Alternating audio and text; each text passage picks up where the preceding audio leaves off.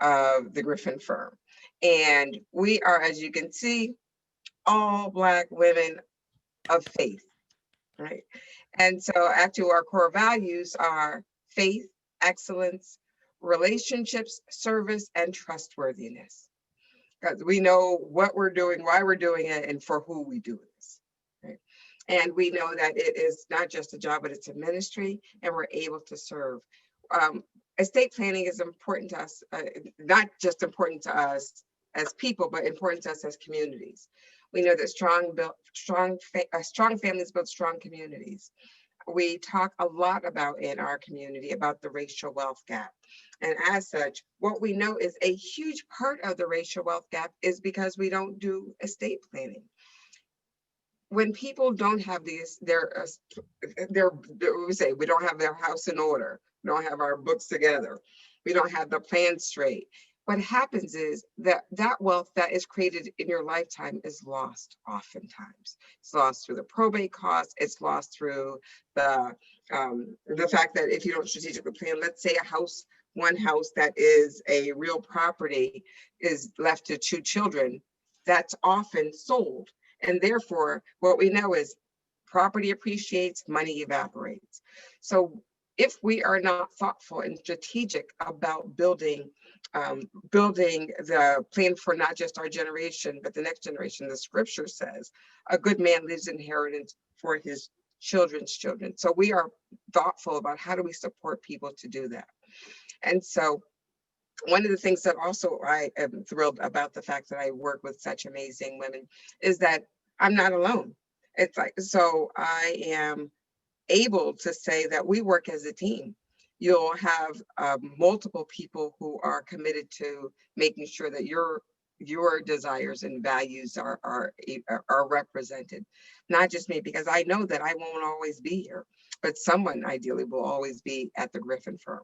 That's why we work as a team, we work collectively.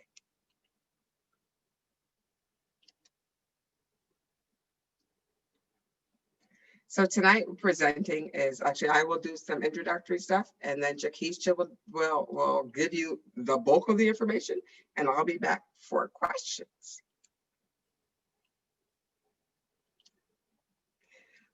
What we know is the guiding principle for the Griffin firm is write the vision and make it plain upon tablets so he may run who reads it. What we know about that scripture, which is powerful, is first and foremost supposed to write it. There's no confusion. There's no like, so think about it, have it up here in your head. It's write the vision and make it plain upon tablets. Now we know that the law only enforces what's written. It's not what you thought about. But also it means that so he may run who reads it. That means it's not just, that vision isn't just for you. It's supposed to go beyond you. And so the vision that you have is clearly, the expectation is that it's bigger than you. God didn't just give us something that we can do on our own. He gives us a plan that's supposed to impact many. And so when we talk about how to impact many, that brings us to estate planning, what we want to do with estate planning. And so for those of you who like to take notes, this is a great opportunity to make sure you got some pen and paper nearby if you're one of the old school note takers, because we're going to be giving you a good amount of information that gives you a great starting point for what you will do related to estate planning. Now, when we talk about estate planning, it answers one of 3 big questions that you want to think about. First is the question that most people are familiar with, and that is what happens when I die? When I die, who manages my stuff? Who gets my stuff? You know, what is the process of my stuff going from me to the people I want to inherit from it? So that's a big question that people have, and estate planning helps to answer that. Also, it answers what happens if I don't die, which is a little jarring to think about, but actually one of the things that we know is that we can be alive but not have the capacity to take care of our things. And so we need to answer the question of, if I can't manage it, who manages it? What are they managing? How are they managing it? And so estate planning helps to answer that question. But most importantly, and that's because we are a faith-based law firm, and what we're doing is, like Amy said, not just about us, but it's a vision for others as well, because that's also our call as stewards, that what do I want to be my legacy? What do I want to be said about me when I'm no longer here? When I go to meet the Father in heaven, what is the legacy that I'm going to leave behind? So those are the questions that we're going to answer tonight. And the first one is, what happens when I die? Well, when you die, what has to happen and what has to be addressed is what happens to your estate. And when we say your estate, don't think of like an estate sale, but rather think of everything that you own. That's all a part of your estate. And the question becomes, what happens to the things that I own? Well, it depends on the status of your estate. And by the status of your estate, I mean how your estate can be described. Number one is if your estate has a will related to it. And what that means is I've written down in a last will and testament who's going to manage my estate, what happens to my estate. And because there is no will, then that means that there's going to be a court process to figure out what happens to my estate. That court process is called probate. And during that probate process, the judge is going to decide who manages your estate. The judge, otherwise known as the law, is going to decide who gets your stuff. So your stuff is going to go through a court process. There's going to be fees, there's going to be delays, there's going to be complexities, and then the government will decide what happens to your stuff. So that means that at that point, if you have no will, which is 50% of US adults, then you haven't taken any steps to figure out what happens to my stuff. And if you are someone, if you got kids, if you got property, if you've got anything, if you've got life, then you want to make sure that you are taking the step to address it with a will. And so if you have a will, this is called a testate estate. And what that means is now the person who you determine in your will is going to manage your stuff. They're going to take your will to the court. The court is going to enforce it to make sure that the person you selected is the one that's managing your stuff, to make sure that what you have decided happens to your things, that is what happens. So the court process will have to happen. So there's going to be court costs. There's going to be the process of the court. There's going to be publication. There's going to be creditors who are paid. But at least you've got something that says, when I pass, here's who manages my stuff, and here's what I desire to happen. Now, you have no will, and then you have a will, and then you have something called trust. And trust, they've got a lot of misconceptions around them, and so we're going to talk about that a little bit. But generally speaking, the point of a trust is to avoid the court process that's related to taking care of your estate. And so there are a lot of people who find avoiding that court process to be helpful as it relates to their estate. And we'll talk a little bit about the types of situations where you might be inclined to have a trust as a part of your estate. The second question that estate planning answers is, what happens if I don't die, but I can't manage my affairs? That's a great question because, a lot of us have known people who may have been in car accidents. Maybe you've known someone who became incapacitated. Maybe you've known someone who was in a coma or something like that. Or even, there have been situations where people have gone missing and so they can't manage their affairs. And the question becomes, well, if I need help, then how do I get that help? Well, if you don't have estate planning documents that address what happens in that scenario, then there is another court process. And most people I know don't like to go to court, but we want to make sure that you're educated and informed and know what's coming. So if you don't have documents that say, here's what happens if I become incapacitated, if I can't manage my stuff, the court process now is called guardianship. And guardianship is where someone has to go to court. A judge makes a determination of whether or not you are incapacitated. Then a judge decides who's going to manage your stuff.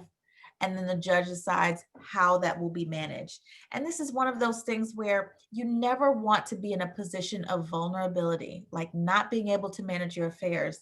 And the person who is making decisions is someone you don't know. And the person who's in charge may be someone that you don't prefer to be in charge. So it's always better to decide ahead of time who you'd want that to be and what you'd want them to do. Now, when we talk about estate planning, now that you know, okay, here's what happens when I die, Here's what happened if I become incapacitated. Now you need to know, so what are the necessary things I need to have in place, right?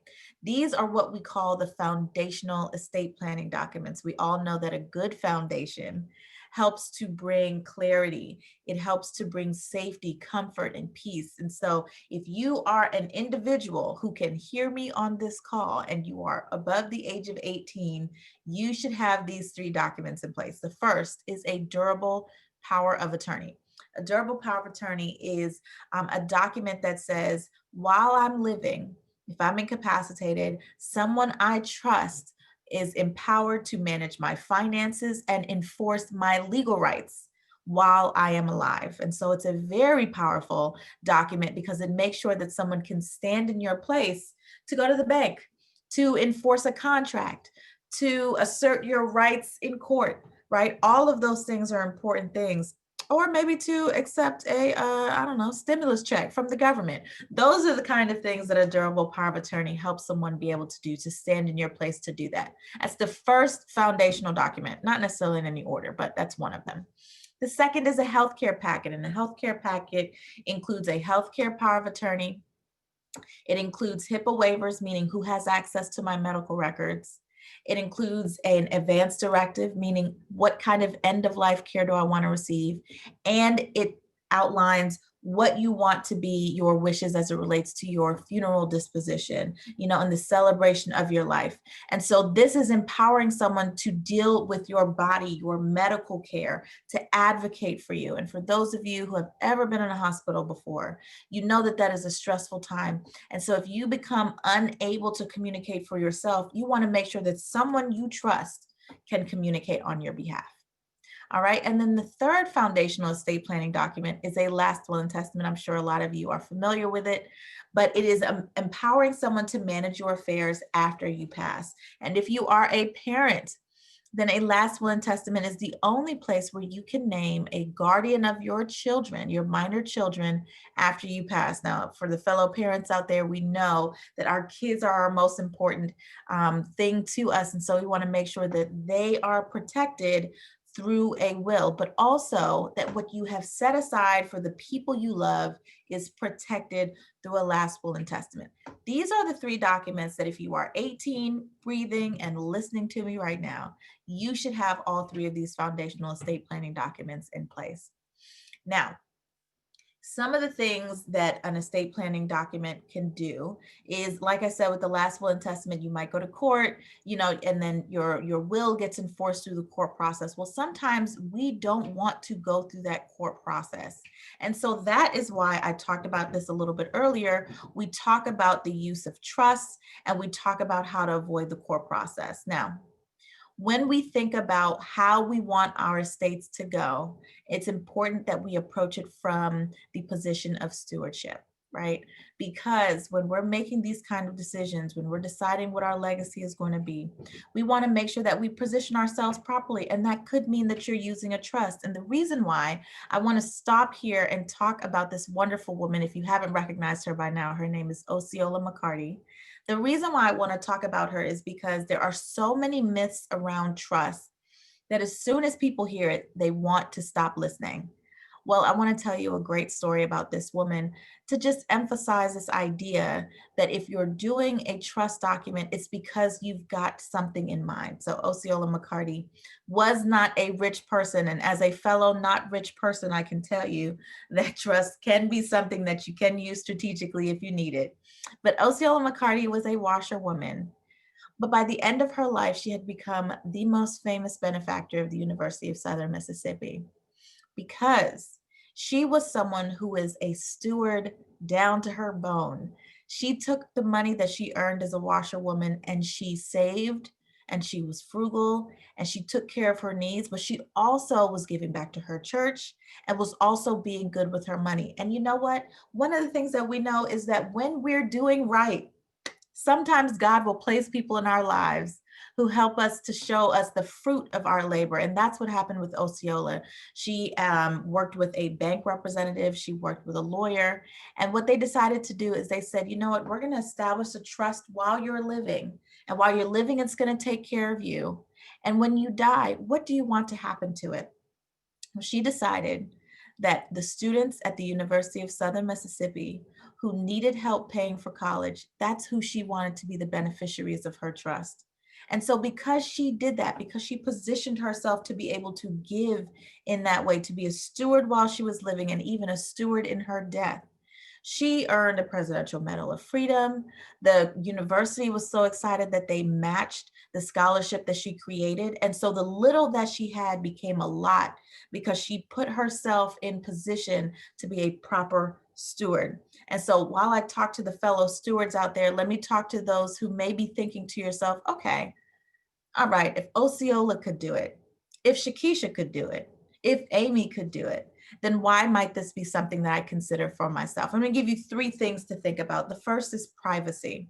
So one of the things that we know is that when wills go through the court process is a public process. And so if you are someone who the distribution of your estate, what you want to happen to your stuff is something that you want to keep private only to those who will inherit from you, then you want to consider getting a trust. The second is provision. Again, a court process is something you can't control. So the timeline of the court process, the cost of the court process, the complexity of the court process isn't something you can control. And so if you want to make sure that what you have for your loved ones immediately goes to your loved ones or gets held and given to your loved ones later on in life, because maybe you're a grandparent providing for grandchildren, like Amy said, your children's children, then you want to consider getting a trust.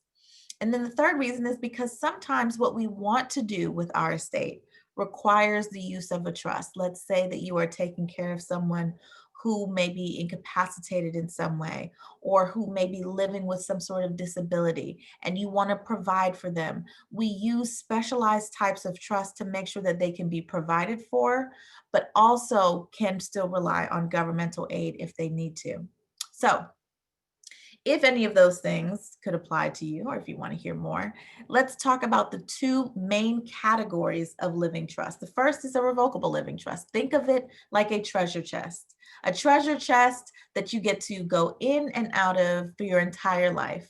Because the whole point of this treasure chest is that while it is in the treasure chest, you still have access. So it's about maintaining control, maintaining access. So for most people, they get a revocable living trust because while they're living, they still want to have access to what they put into the trust.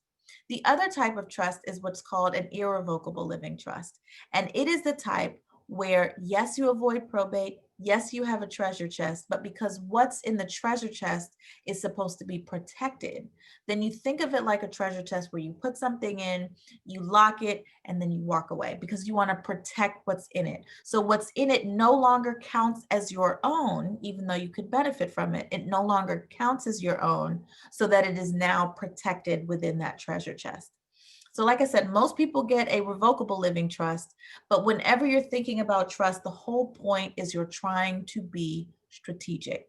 And when we think about being strategic, it means that we are not leaving any money on this earth without some instructions. But it also means that we're beginning with the end in mind. We're deciding what is our vision, what is our goals, and we're working backwards to get there. So when we're being strategic, here are some considerations. Perhaps you have debt. And I think most people fall into this category. But I think one of the things that we want to do is we want to make sure that even though we have debt, we still want to be able to leave a proper legacy for those we love. Estate planning as a part of your strategic planning with your estate, one of the things you're going to do is talk about your debt and then talk about how your debt is not going to minimize the way that you can provide for your family and loved ones. You're also going to think about your family, and that could include your dependents, it could include your partners, and it could include friends that you consider family. And you're going to think about how it is you want to provide for them and in what ways you want to make sure that you are setting them up for success. You also want to think about probate avoidance. And like I said, probate is the court process when all of us pass. And some people want to avoid it totally, which can be used through a trust, or it can be used through deeds. And one of the things that Amy talked about was property and how precious property is. So I'm going to stick a pin there so you can look forward to that, because Amy loves to talk about how to protect property. So I'm not going to take her joy away, but I do want you to know that there are ways in which you can avoid the court process just by being strategic. You also want to think about, if you have a business, do you want your business to continue to live beyond you? What does that look like? How does that succession planning look? And do you want to give charitably? Think about, even right now, Turner Memorial. I'm sure for all of you who are on this call, because we know that just those people, the people here are not just the people who show up on Sunday. My pastor says that sometimes. And so one of the things that we know is those of us who will show up during the week, who go to Bible study, that kind of stuff, our church, our faith family has such an impact on us. And we know that there are people of faith who, through their estates, give back to their churches, even in their passing, just because of the way that ministry has literally saved their life while they were living. And so all of those things are strategic planning considerations. When we talk about wealth, we're serious. We don't just work with people who just want to put words on paper. So if you're interested in putting words on paper, we may just have to set you up with somebody else, right? We want to talk about wealth, because what we know is there is a staircase. And every generation, what we've realized with Black wealth is, every generation, if each of us starts at the bottom of the staircase, then we're not building upon the work of the previous generations to build wealth in our families. When I look at my own family, who you see on the screen, I look at my parents who emigrated from Jamaica, came over during their college aged years, built a life with me and my sisters.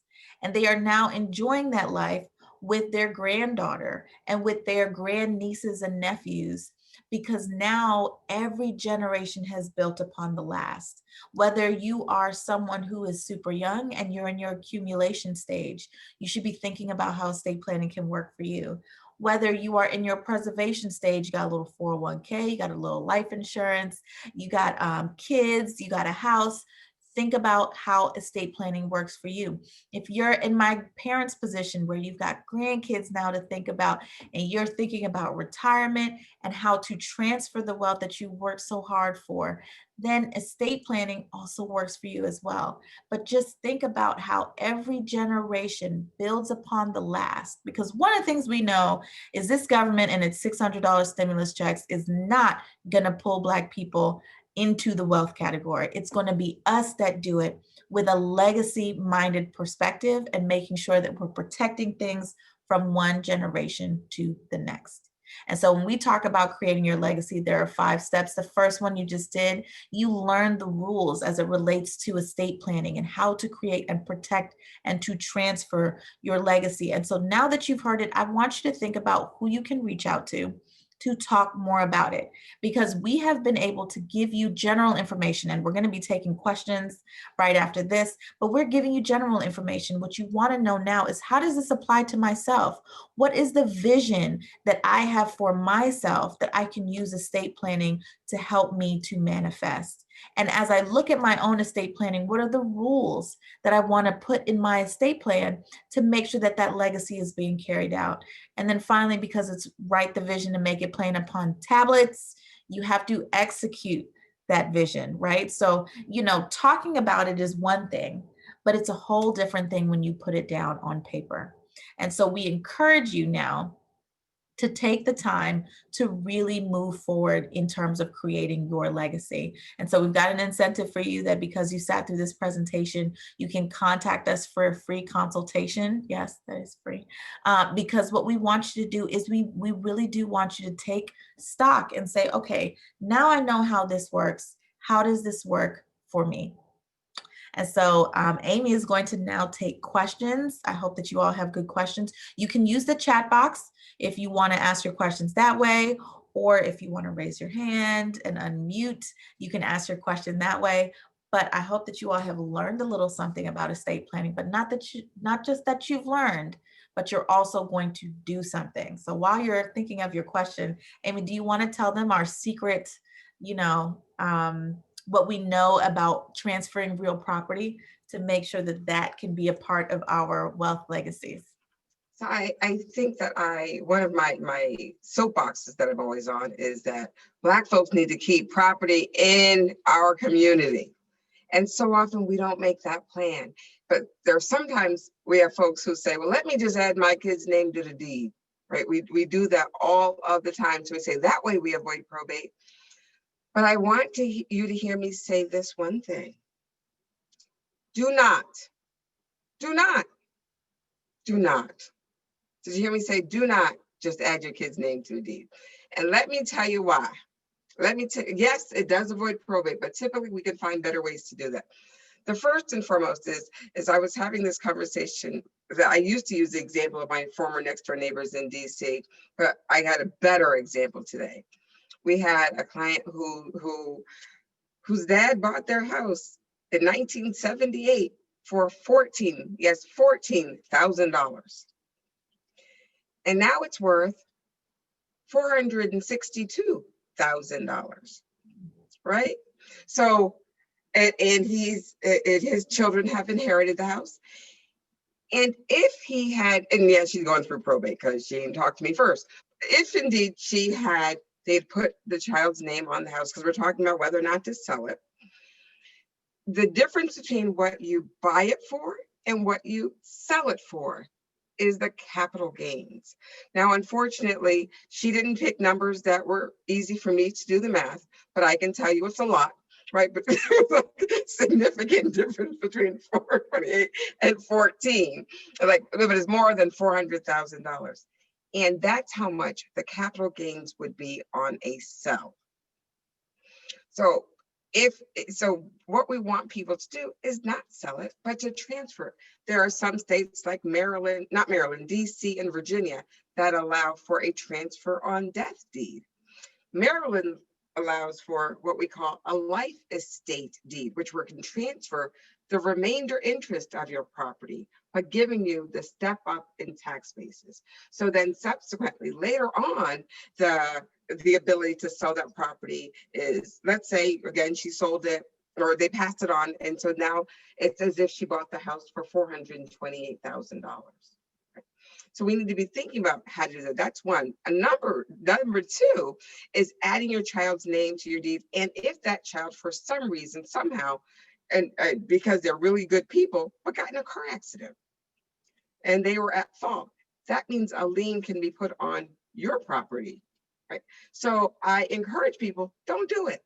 Talk to us about, one, putting a house in a trust. One of the things that I always share with people is that although I'm recently married, before I got married, I had one house and two kids. And I like my kids, both of them, most of the time. So if I pass away and I leave the house with both of their names on it, or to both of them, what would happen? One kid may say, I need some money, we got to sell this. And so that property is lost. But I really think my kids are really great and they wouldn't do anything that I wouldn't, but they marry people who are not as great as that they are. And their spouse may say, we need some money, babe, and we need to sell this property. So I encourage people to be very thoughtful about, if you put your house in a trust, that, and the young lady with whom I was speaking today, because her brother's a little shaky, so put the house in the trust. She can be the trustee. He could live in the house as long as he's able to maintain it. But if he's not able to maintain it, as the trustee, she can help him make the decision to live in a place that he can manage, and the house can be rented out. Because again, we know property appreciates and money evaporates. So we need to be thoughtful. Again, one of the things that my favorite things that Shakisha knows I love to do is be a blessing to the grandchildren. And this is one of my greatest revelations. Let's say your grandchild is born and immediately you buy $1 million life insurance policy. It's cheapest when they are born. Each year they get older, it becomes more expensive, but it's really cheap when they're born. And if we say, okay, I'm going to buy them a life insurance policy and I'm going to use numbers that make my life easier. But let's say we buy $1 million life insurance policy for this grandchild. And when they get, we have to pay for it for up to, let's say, they had a life insurance person on here before, but let's say they had to pay for it for up to like either 12 or 15 years, and they don't have to pay for it anymore. The trust doesn't. But when they go to college, we borrow against that life insurance policy. And let's just use numbers that make my life easy. And we borrow $400,000 for college. Now, mind you, because it's in my trust, it doesn't show up on the FAFSA, right? So we don't need to report that as an asset that the grandchild has. So we pay $400,000 and we put that in, that pays for it. And of course they don't pay it back because, we know student loan issues. And then we also borrow another $100,000 when they're ready to buy a house for them to put a down payment. Now, mind you, we don't buy them a house. We put the down payment on a house so that the kid has to be able to be mortgage qualified and has to have a good job, right? So we want to ensure that our children have the values that we want them to have, but we don't want to, we want to give them a leg up. We don't want to give them a handout. We want to encourage them to be great community contributors. But then they don't pay the money back. It's $500,000 that we've invested in them. And when they pass away, $500,000 comes back into the trust for the next generation. Right? Here are opportunities that we haven't always had as people because we've not been given or explained to the possibilities. Black folks, in the American, 50% of Americans have estate plans. Black folks, 30% have an estate plan. So that means 70% do not, which means 70% can't leave to their church. 70% can't leave to their alma mater. But if indeed we take those steps, take the opportunities, we can be transformative to our communities, not to mention our families, right? So we wouldn't be losing the amount of properties that we lose in our communities if we plan, right? So that's part of my rant for the moment. Any other questions? So I guess Attorney Amy and Attorney Shakisha, so I guess, and this is something we've talked about in one of the other seminars, but with a trust is where you can leave those stipulations and things of that nature where you rules. Rules. You tried to say it so nicely. Where you couldn't necessarily do it in a will per se. Right. The will distributes your money. There are no rules. But the great thing about, and I will admit, I'm a little bit controlling. So in my trust, the rules can be, not only is this money for college because it's my money, right?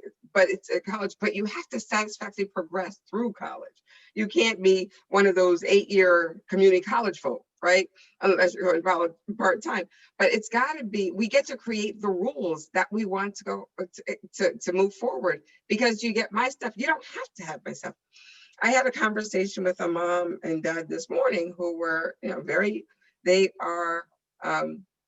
go to church together, and they were clear about saying, we only want to pay for a heterosexual marriage. And I, understand their values. I understand the person. I said, okay, but I also know they love their kid, and they do want to set them up. I said, so the money that you would pay for the wedding, can we, if they choose not to get married, or can we move that towards purchase of the house afterwards?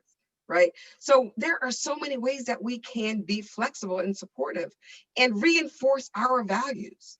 Right. It is, do we want to pay for private school or public school? Do we want to pay for, I ask people all the time, now it's a new thing that there is a gap year after high school. Do you want to, you can do that, and you can make the rules around it. And that's what I love about it. We get to incentivize our values. Our kids may not want to do what we want them to do, but we incentivize them.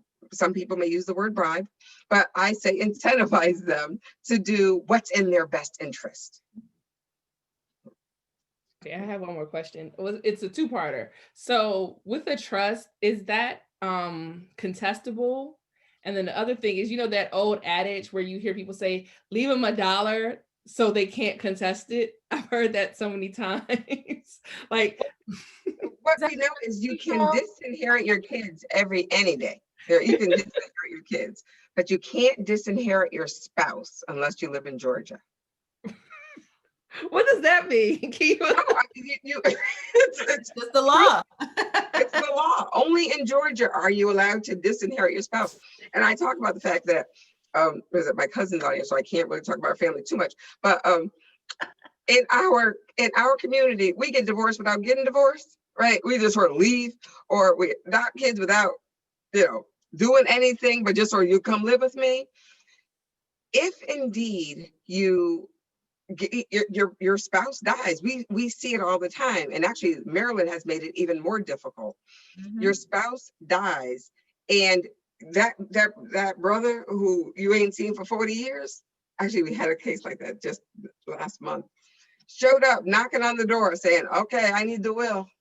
And what happens is they can say, because of course they're not in the will, but there's a thing called the elective share, and Shakisha is the Maryland expert on the elective share, that says your spouse can get a statutory amount of your assets post-death. Which is again why it's so important to do estate planning, because then at least you could say, well, if they elect to take that share, here's where it will come out of, so that I know that I've set aside what I want for my kids, for my church, for charitable organizations, for my alma mater.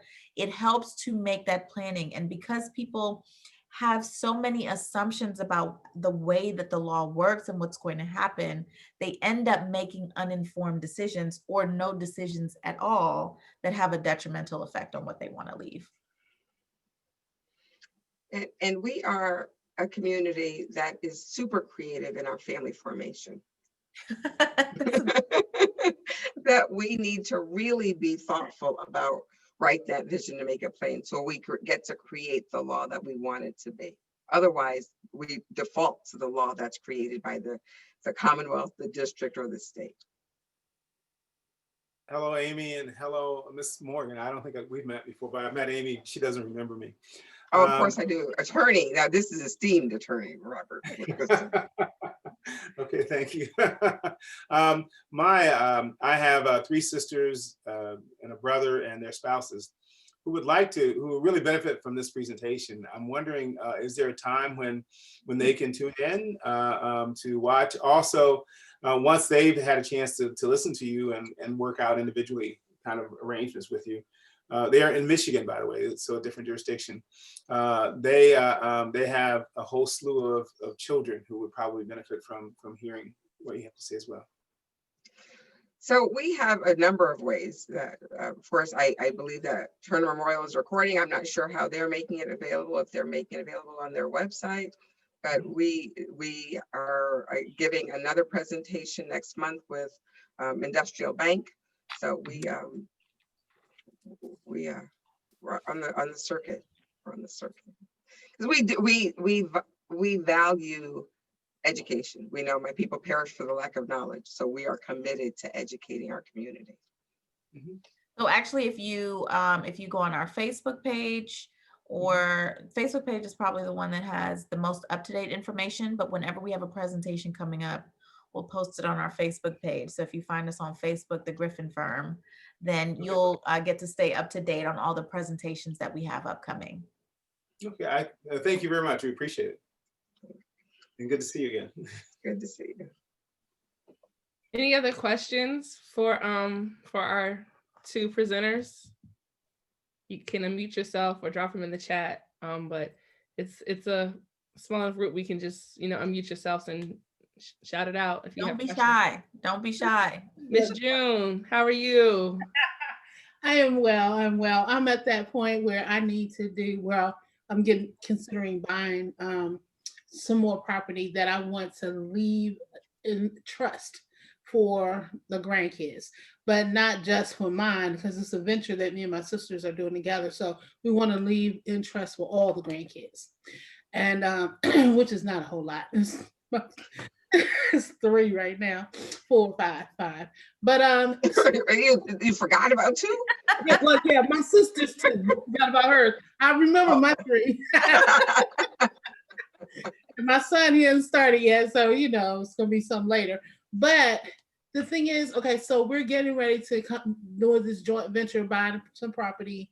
So what do we do? What are the steps that we take to begin the process of putting this in a trust? And is this something that the property has to be paid off already, or what do we do? So Keisha, you're going to answer that. I'm going to add on after you do. Okay. All right. So one thing that is good to know is that whenever you are thinking, well, first of all, I love that you're thinking this way. This is how family legacies are built. So I am so glad that you're not just thinking about yourself, but you're also thinking about how you can join in with your family to do it, to bless all the grandkids. Yes, you can do it together. We can create family trusts where we have in there property that is going to pass down through the family. So yes, there are ways that we can create these family trusts that allow you to determine, okay, who gets to use the property, who gets to inherit from the property, who gets to benefit from the property. And so it's great that you're thinking in this way, and you and your sister will come up with the way that you want it to be distributed so that you can make sure that both of your priorities are acknowledged, that all of your grandchildren are considered, and that you're even thinking about, you mentioned your son, you're even thinking about additional grandchildren that could come along the way. And then the other thing to answer is, depending on the type of trust that you do, but just based on what I'm hearing you say, with the type of trust that you do, the house does not have to be paid off in order to go into certain types of trust. So you can do planning, you can do this legacy planning, even with houses that still have mortgages on them. And what we'll do is we'll even talk about, okay, do you want the mortgage to be paid off at the time that you pass? Like, let's talk through all of that, and we consider all of that as we are doing your estate planning. You want to add on, Amy? Yes, the other piece that you brought to mind is the business succession planning. A lot of us have businesses, and we often forget to do that succession planning as well. At the Griffin Firm, we have the 5 Ds of business succession planning. We identify the 5 circumstances that we should have a plan for: death, disability, divorce, departure, and dissolution. Right. And so with that in mind, how do we make sure we take care of that? How do we take care of the people who are depending upon us? How do we take care of the people who, as in clients, as well as the people who are working with us, for us? Now, again, I have an amazing daughter who's also a lawyer, and she's married to a lawyer, and I love them both. But if by some fluke they don't stay married, bro man don't get a piece of the business, it's another. So that, again, I love him dearly, and I don't think he would lose his mind. However, let me just be clear. We got to be very thoughtful about planning for all contingencies. Right.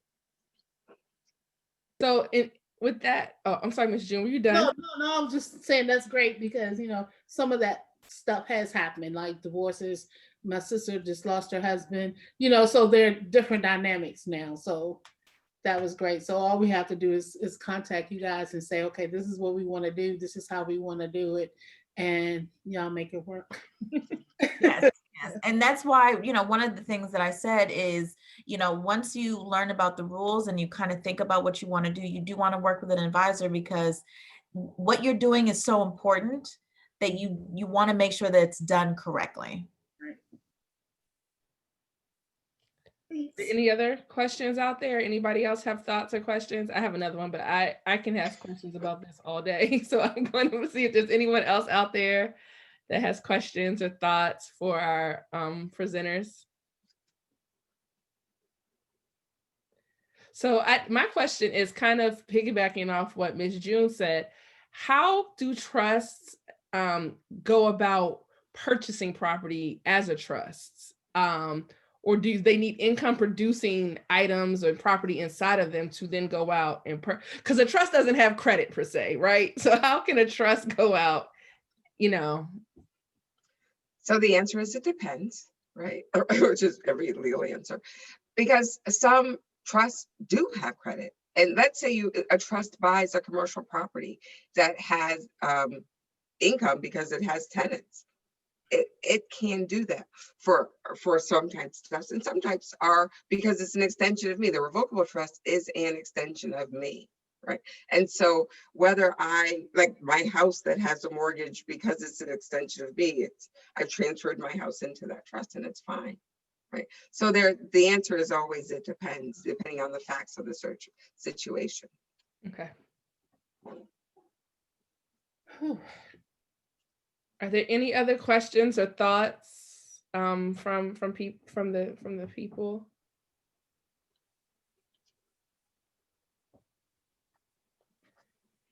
I guess we were just so profound. Always, you always are. You always are. Okay. Hearing that, do you want to tell them how to reach you? I think Attorney Shakisha did already, but can you just reiterate that so people can make sure they write it down to reach out to you guys for sure? Our website is easy to remember, yourestateplanningatourney.com. Right? We try to make it simple. We used to have other stuff, our webs, our email address. No, yourestateplanningatourney.com. We're easy to find. And then, of course, our Facebook page is The Griffin Firm. Well, actually, there's a number of them, but so stick with yourestateplanningatourney.com. My brother has The Griffin Firm too, so you know. I'm gonna share the one that has our contact information on here. Okay.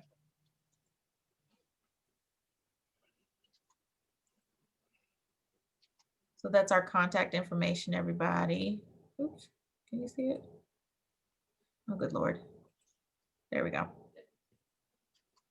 Yourestateplanningatourney.com. And if you need our firm's phone number, I'm going to put it into the chat box so that you all have it.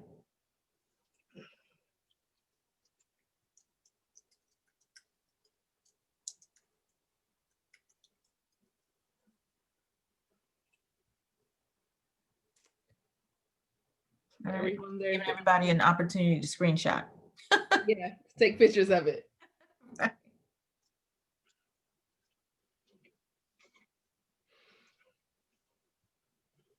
Well, again, thank you guys so much, Attorney Amy and Attorney Shakisha. Attorney Shakisha, was very nice meeting you. Thank you for your presentation. Thank you guys for your willingness, for always answering the call when we reach out to you guys to bring the knowledge to the Turner Memorial family and the guests that we have on. Thank you everybody for joining us. We invite you to join us for worship on Sundays at www.turner-ame.org. We worship at 10 a.m. And again, on behalf of our pastor who would have been here, he's been to a few of Attorney Griffin's seminars. Thank you for joining us. This is always a knowledgeable session. We always leave with so much information and wanted to take on the world.